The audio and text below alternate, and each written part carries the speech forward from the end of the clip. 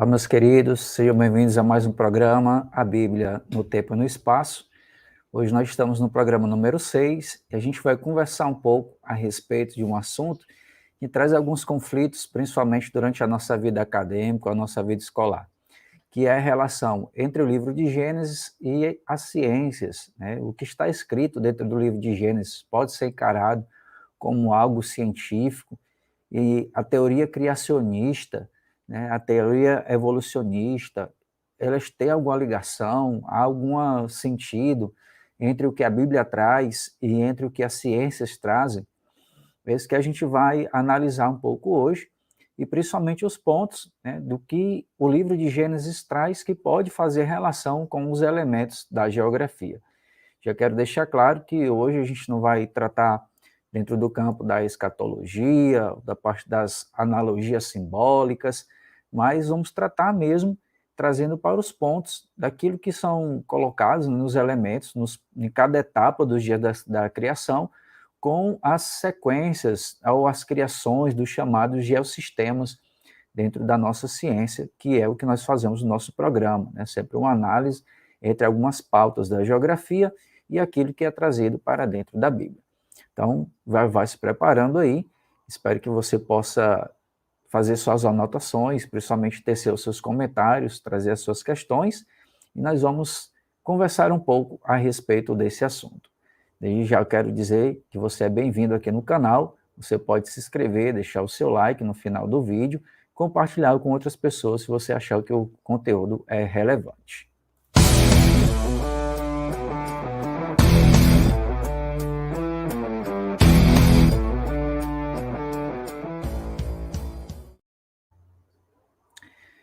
Muito bem, já vamos aqui para a nossa temática, né? Hoje, como falei para vocês, o nosso assunto é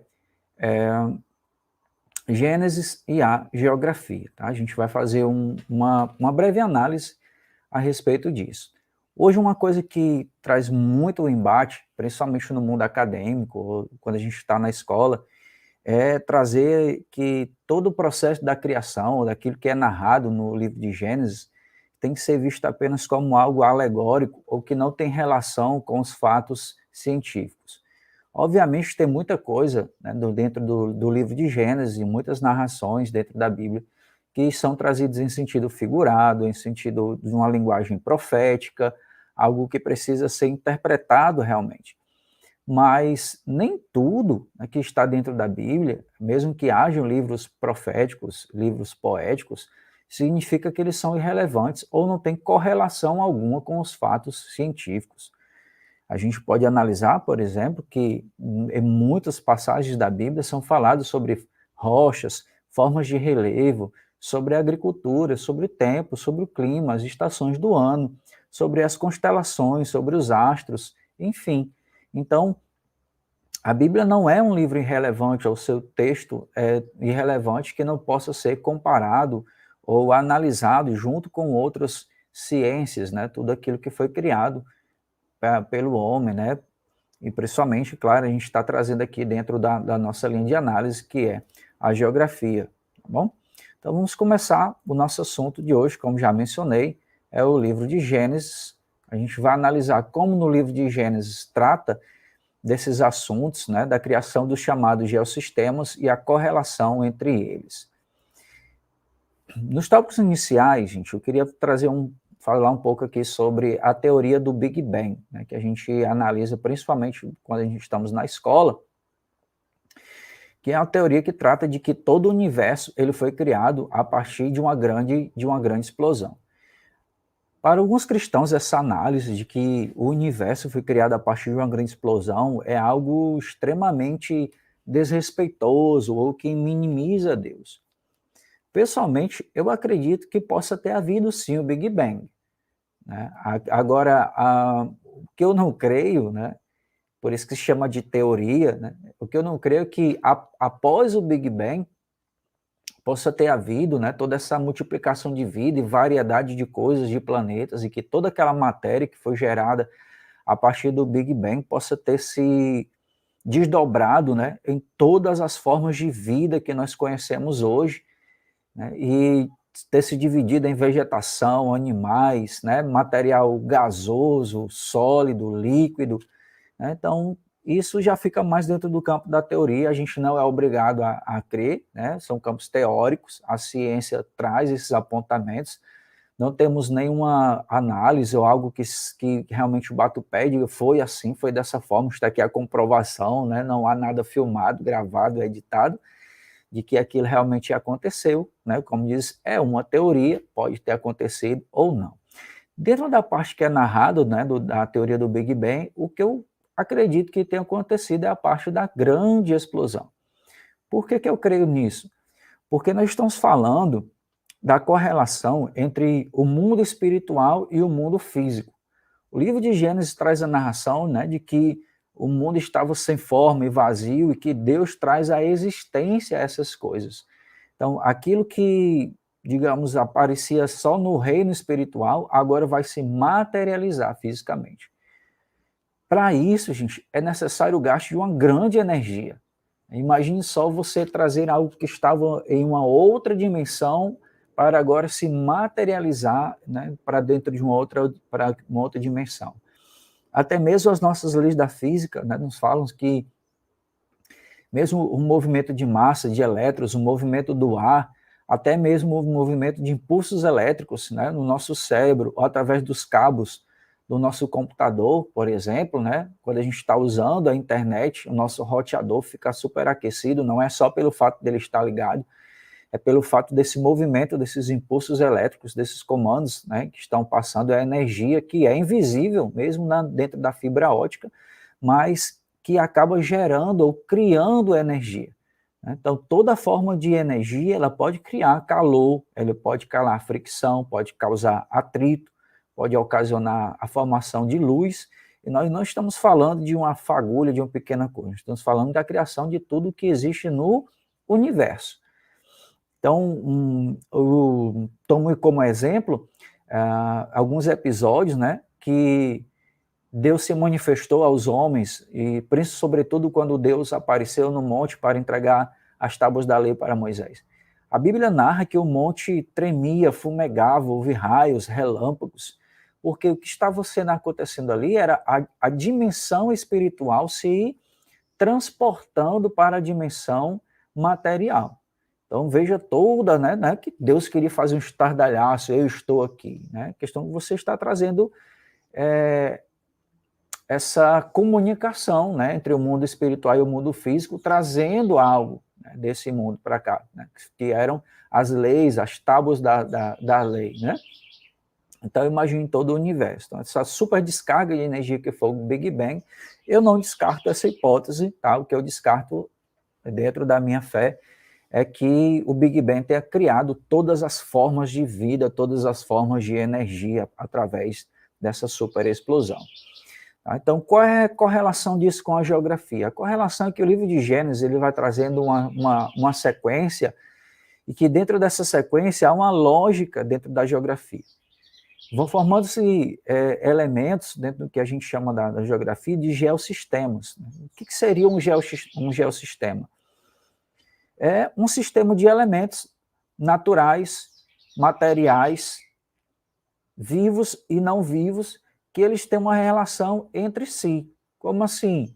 Por exemplo, né, uma planta, uma vegetação, é um ser vivo, mas ela precisa estar plantada em alguma coisa, ela precisa estar plantada num solo. O solo não é um ser vivo, né? O solo é uma matéria sólida, mas não viva, né? E ali a gente tem rochas, sais minerais, o ar e a água, mas tudo ali é o que propicia para que a planta, que é um ser vivo, possa se manter, né? Então, isso a gente chama de geossistema, certo? Entendido? Então, dentro do programa bíblico, né, nas etapas do livro de Gênesis, nós vamos ver que a criação ela foi realizada em 6 dias. Então, vamos aqui para o texto, para a gente analisar melhor.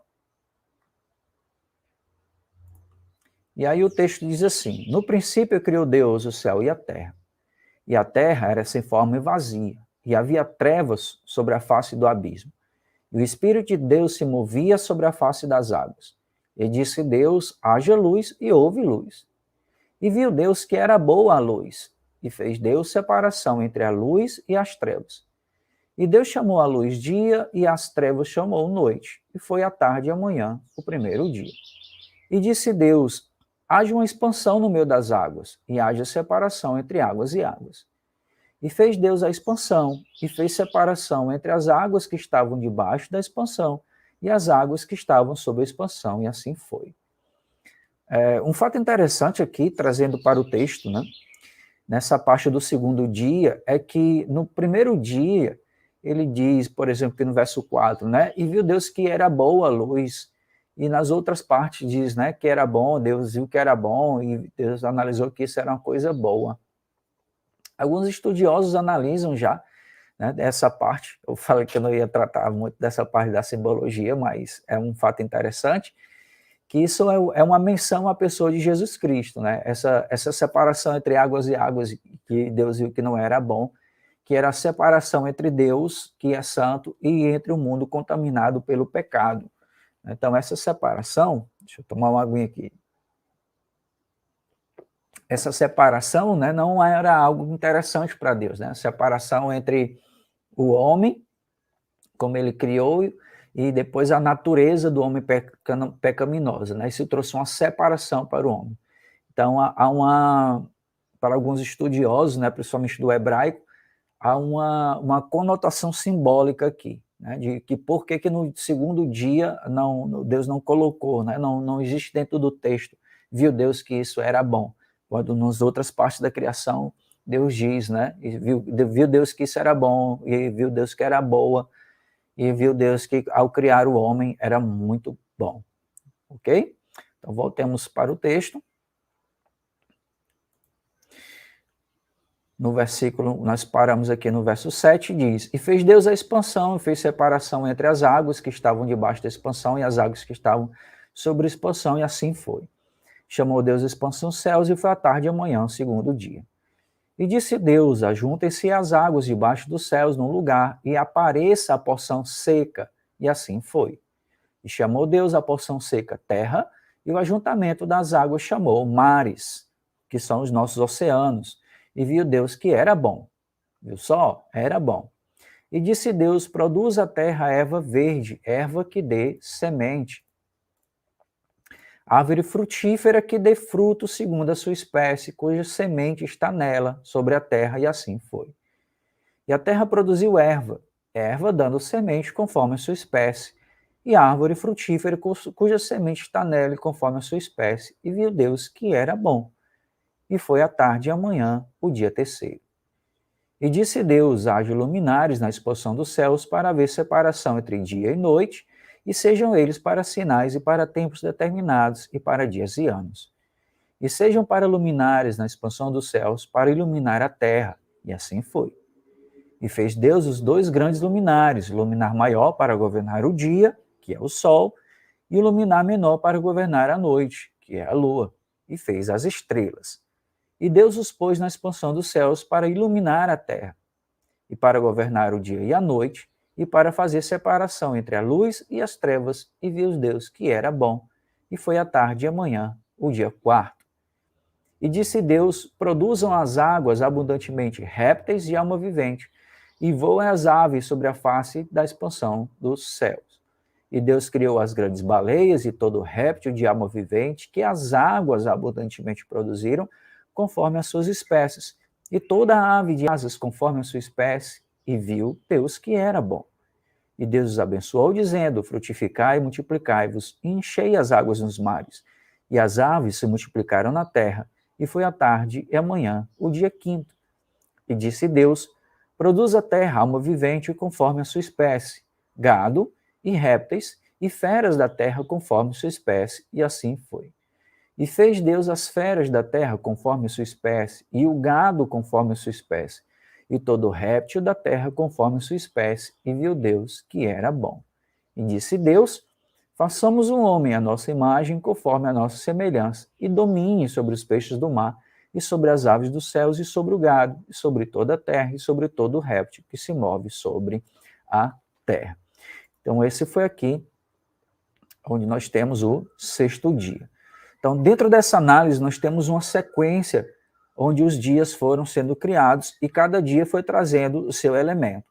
O interessante é que dentro do projeto da criação, todas as coisas, né, foram criadas numa cadeia, não de forma aleatória, né? Isso tem uma simbologia para nós, uma vez que a Bíblia, desde o livro de Gênesis até Apocalipse, é uma análise a respeito da relação entre Deus e a humanidade, entre Cristo, o projeto da redenção, e é obviamente que o livro de Gênesis vai trazer também essa análise, esses elementos. E uma coisa vai trazendo uma interdependência, que é o que a gente vai ver agora,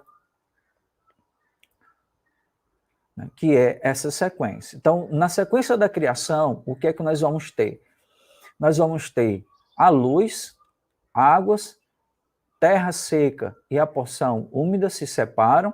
Nós vamos ter a separação do dia e da noite, com os astros celestes e a criação de um astro para governar o dia e um para governar a noite. A separação agora das águas e a criação das aves e das animalhas marinhas. E no sexto dia, os animais terrestres, a vida terrestre, né? A criação dos seres vivos, assim como principalmente os mamíferos e o ser humano. Então, dentro dessa sequência, nós vamos ter no dia 1, né, a análise de que Deus criou a luz. Então, quando nós falamos aqui, né, trazemos que Deus criou a luz no primeiro dia, né, Deus criou a luz, a ideia que a gente tem, né, quando fala Deus criou a luz, é que essa luz é simplesmente a luz da nossa lâmpada, ou a claridade que é o sol. Veja que não havia sido criado ainda, pelo menos aqui dentro dessa sequência, né, o astro para governar o dia e o astro para governar a noite. Então, quando fala que Deus criou a luz, está falando aqui de uma energia luminosa. E é aí para onde eu trago o Big Bang. No princípio não havia nada, era o vazio. Né? E Deus criou a luz, ou seja, ele criou uma matéria de energia, uma energia luminosa, uma matéria energética em forma de luz. Então a gente sabe, a gente vai analisar isso num programa mais à frente, que a luz ela tem várias frequências, várias faixas de transmissão. Né? A gente tem a luz branca, a luz amarela, a luz azul, né? Nós temos o infravermelho, nós temos o ultravioleta, então tudo isso são frequências de luz e de energia. Então Deus criou a luz, Deus criou a energia luminosa, né? Essa força da física que é a luz. Então a gente não pode ficar focado simplesmente, né, de que Deus criou a luz, que é a energia luminosa, e que é essa energia que vem da nossa lâmpada, né, que Deus não criou a lâmpada elétrica, né? O homem que criou as lâmpadas, que usam a eletricidade, que é uma força da física, para gerar uma outra energia, né? Então pega uma energia que é energia elétrica e transforma numa outra forma de energia que é a energia luminosa. Deus pensou nisso também. Formas de energia que se correlacionam e que formam um outro tipo de energia.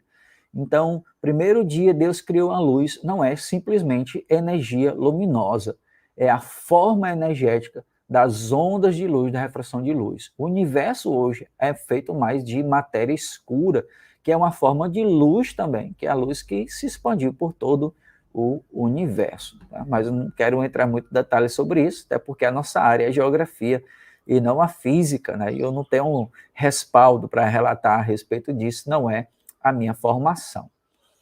No segundo dia, meus queridos, e aí pode ser um enigma para muita gente, que ele fala a respeito de que no segundo dia Deus separou as águas das águas, águas e águas. Que análise a gente pode trazer para dentro da geografia? Deus separou águas, né? Deus separou águas, águas e águas. Se você lembra do que você estudou lá no ensino fundamental a respeito da água e das formas da água, nós vamos encontrar a água em 3 formas. Nós vamos encontrar água em estado líquido, em estado sólido, em estado gasoso. Você lembra disso? A água, quando ela se evapora, ela está em formato gasoso. Nas nuvens, ela já está no processo já de liquefação, ou seja, ela está se transformando em líquido. Quando a nuvem de chuva se condensa, ela fica pesada, ela se transforma em líquido novamente. Aí é onde vem a chuva. E ela vai para os rios, vai para encher os oceanos, né? E nós temos a água nos polos do nosso planeta, que está congelada, né? Nos lugares mais altos, nas montanhas, por causa do frio, a água também congela. Então, Deus separou as águas. Eu posso trazer essa análise para dentro da geografia, na separação de águas em águas, que agora eu já tenho, né, depois dessa próxima etapa da criação, eu já tenho aqui, né, a formação de 3 fases da matéria líquida, posso dizer assim, né? E aí eu já tenho o estado sólido, o estado líquido e o estado gasoso, a separação de águas entre águas e águas. Então, é possível que no princípio o mundo tenha sido coberto somente por matéria líquida? Alguns teóricos analisam que sim, e que, inclusive, não havia uma porção seca ainda totalmente formada. Isso foi acontecendo, né, segundo os geólogos, à medida que o planeta Terra ele foi se resfriando, já que na sua formação a Terra seria uma bola incandescente, né, de matéria pastosa, magmática, e à medida que ele foi se resfriando, e também esse material que hoje forma o núcleo da Terra, se você perdeu essa aula, você precisa voltar nos nossos vídeos anteriores, onde eu explico sobre o ciclo das rochas. Essa constante formação, evaporação, o congelamento dos polos e a erupção de vulcões é que foi começando a dar origem à formação de matéria rochosa. O resfriamento desse material líquido e o soerguimento, ou seja, a subida desse material sólido no meio dessas águas líquidas que estavam formadas.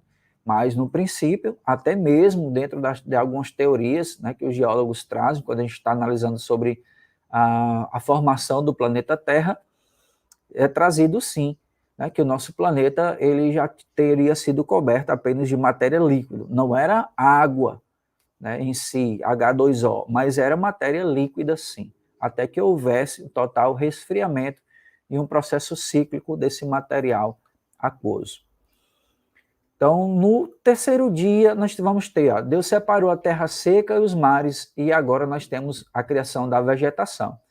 Então, o que é que eu já tenho aqui? Eu tenho uma matéria energética, aí você diz, mas se não tem luz, se não tinha sol, como é que tinha vegetação? É possível que vegetação se forme mesmo sem a presença do sol. Hoje nós temos, por exemplo, uma série de plantas, né, de vegetação, uma das mais conhecidas, né, quem é que não tem uma avó, uma mãe que tem em casa hoje, por exemplo, uma samambaia. Muitas plantas, né, como as zamioculcas, espada de São Jorge, né, que são plantas que ficam à sombra ou à meia sombra e que podem sobreviver e ficar em lugares que sejam completamente fora do contato com a luz solar. Isso não impede que haja formação de vegetação. Mesmo nos lugares mais montanhosos ou nos lugares hoje mais frios do nosso planeta, existe a formação de vegetação. Muito rala, rasteira, muito pobre, mas existe.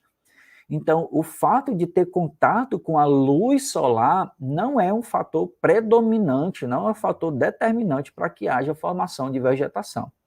Na verdade, o que as plantas mais utilizam é uma das energias do Sol, é uma das luzes do Sol, né, que eles mandam para nós, né? Já que o Sol ele emite ondas de infravermelho, ele emite ondas de ultravioleta, ele manda para nós raios gama, né? Então, as plantas, elas se aproveitam desses tipos de raio. Então, nós temos um dos raios do Sol, que é a luz, outro raio que é o calor, né? Por exemplo, algumas plantas só precisam de calor, outras plantas precisam da matéria luminosa, outras não precisam que as duas se correlacionem, entende? Então, havendo essa matéria luminosa, havendo essa matéria energética, não necessariamente era necessário que já houvesse dia e noite, separação do Sol e de Lua, certo? Para a formação de vegetação. E o interessante aqui é que o texto nos fala, né, no terceiro dia da criação, que Deus separou Deus separou a porção seca, e na maior parte das Bíblias que eu já peguei, né, o texto traz no singular, ele diz que ele separou a porção seca das águas, da porção molhada. Existe uma teoria, e que é amplamente aceita hoje dentro da geografia, de que o nosso planeta, ele não é a parte sólida, né? Não é uma única massa. Ele está todo quebrado, despedaçado no que nós chamamos de placas tectônicas. E já foi descoberto que as placas tectônicas, elas se movimentam.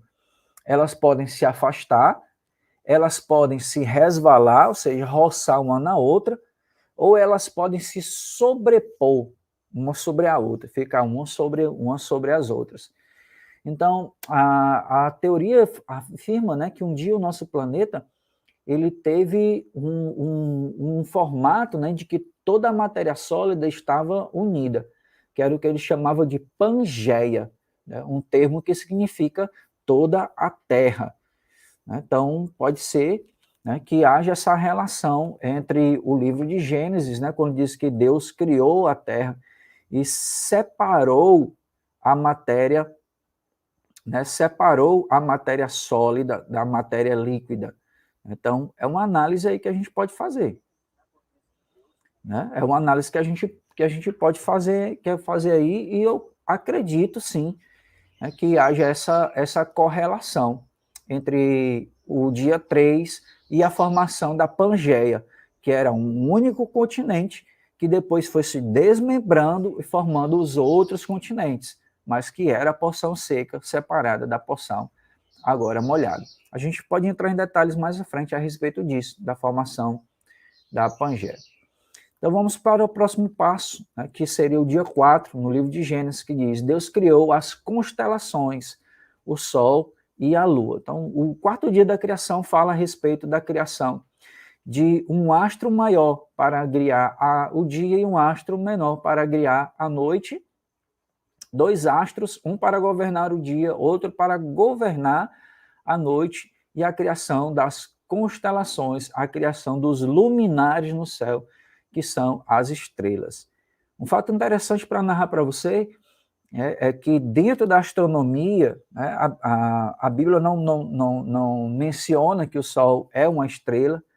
A astronomia traz essa ideia, né, que o Sol é uma estrela na categoria de quinta grandeza, e que o Sol seria, né, a nossa estrela mais próxima. Todas as outras constelações, todas as outras estrelas que você vê no céu quando anoitece, ou eles são estrelas, que são bolas de gás em chamas, ou são planetas refletindo a luz do Sol.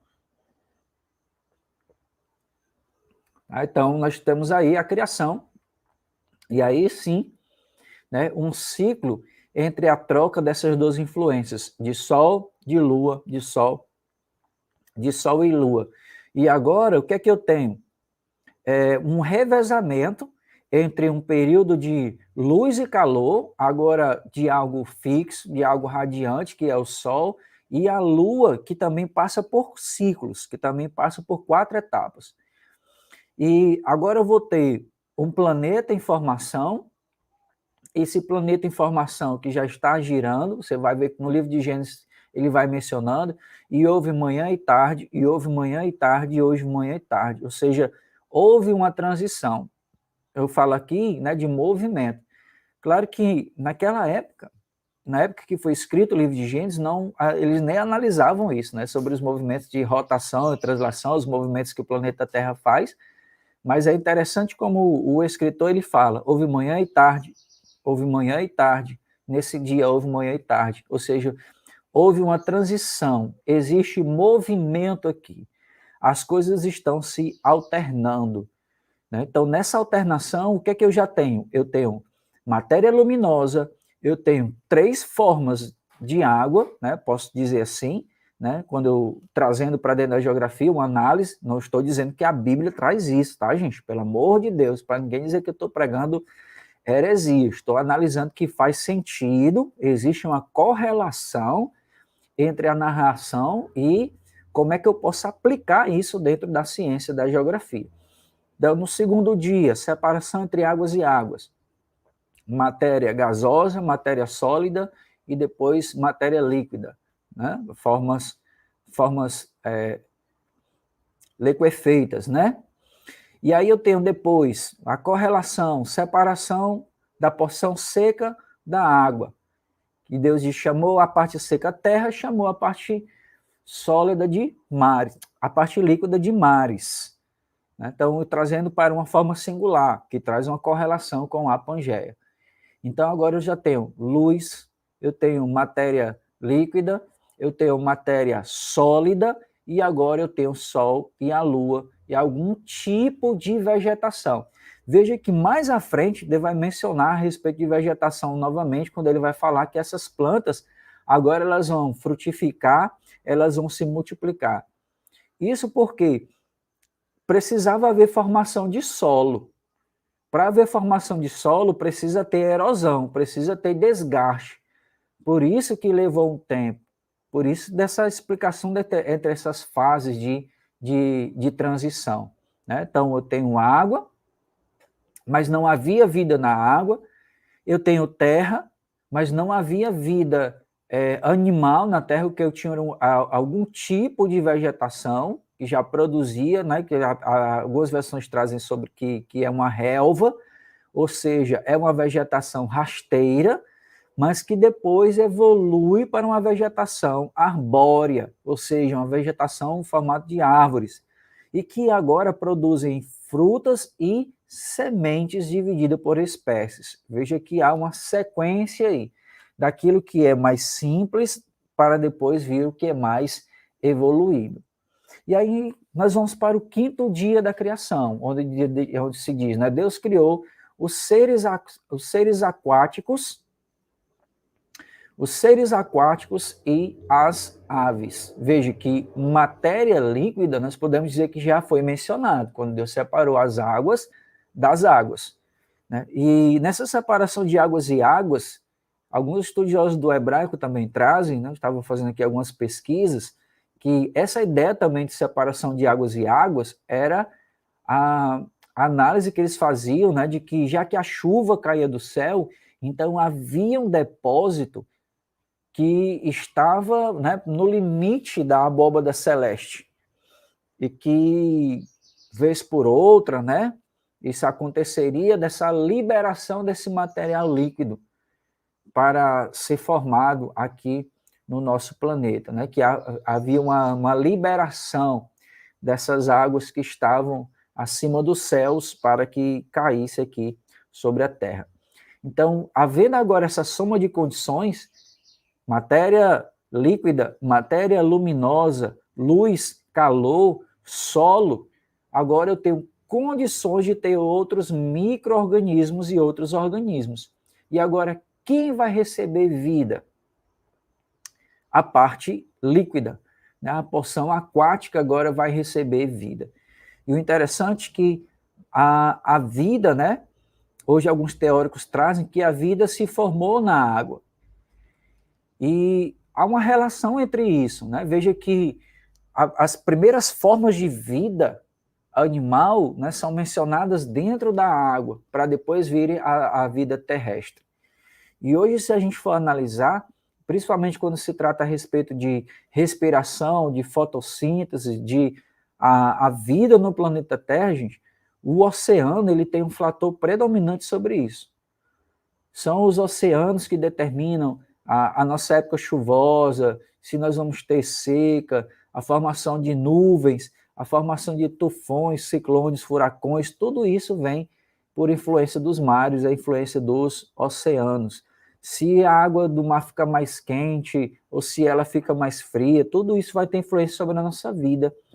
E quando a gente fala sobre respiração, a gente fala de ar, muita gente lembra das florestas, mas na verdade já foi analisado isso, que a maior parte do oxigênio do nosso planeta é produzida a partir da vida do oceano, de pequenos seres chamados de fitoplânctons, né, que são matéria aquática, né? Pequenos micro-organismos, podemos dizer que são plantas minúsculas e algumas algas que vão produzindo e oxigenando o nosso planeta. Então, eu tenho aí no quinto dia, a vida marinha, e as aves do céu. Né? Lembrando que boa parte das aves que nós temos, principalmente sobre as águas, eles se alimentam de crustáceos, se alimentam de próprios animais que vivem dentro da vida marinha. Até animais que são pescadores, então poderiam viver se alimentando desses animais da vida marinha. No sexto dia, aí eu vou ter a criação dos outros seres terrestres e dos seres humanos. Então, o sexto dia é um dos dias que faz muito sentido para mim, porque a vida terrestre, e principalmente hoje, vendo as animálias que nós temos, eles precisariam de que houvesse condições para que eles estivessem aqui. Animais de grande porte, animais que comem muita matéria vegetal, animais carnívoros, eles precisariam que os outros ecossistemas já houvessem sido formados. Então, eles precisariam que houvesse água, obviamente que já tendo terra, e agora havendo vegetação em formato arbóreo, ou seja, em formato de árvores, em forma abundante para que esses animais, principalmente os herbívoros, e a gente vê para a cadeia, né, alimentar, nós temos animais que comem vegetal e animais que comem o animal que come vegetal. Né? Então, temos animais, a planta, o animal que come a planta, e os animais carnívoros que comem esses outros animais que comem as plantas. Então, o ciclo aí se fecha, porque eu tenho animais terrestres que se alimentam de vida aquática, se alimentam de vida marinha e se alimentam também de vida terrestre. Eu tenho os animais que vivem exclusivamente de vegetal e tenho animais que precisam de se alimentar de outros animais. E dentro de todo esse ciclo precisa do ser humano, que agora ele precisa que haja para ele, né, as condições ideais, principalmente de luz, calor, iluminação, fontes de água e principalmente fontes de água doce. Né? Na sequência da separação de águas e águas, e mesmo a separação, como a gente vê, a separação da porção seca, que é a terra, a separação dos mares, o mar é uma porção de água salgada. O ser humano não consegue sobreviver tomando água salgada, a água dos oceanos. Nesse ciclo da água, né, esse ciclo hidrográfico, que é que nós vamos ter esse desdobramento daquilo que é água salgada e daquilo que é água doce, que vai favorecer a vida agora de outros animais terrestres e de animais de água doce. Tá? Então, essa é a relação que eu consigo ver e que quis trazer para você dentro desse nosso encontro entre o livro de Gênesis e a ciência da geografia. Espero que tenha acendido aí algumas luzes, alguns questionamentos.